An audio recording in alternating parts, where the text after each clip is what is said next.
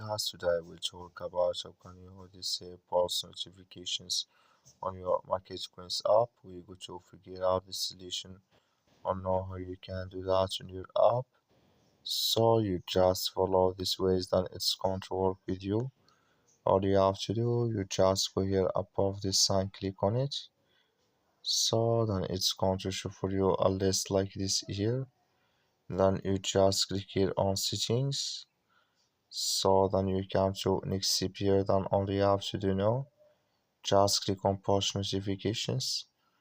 So then you come to this list, then you just go down, you come to next CPR, come here to pulse, just click in this sign or this color. Like you see color is gone, that's mean here pulse notifications disable with us now. So that's all you have to do. I wish now I get that's all. Thank you for watching. Don't forget to support us by liking, subscribe.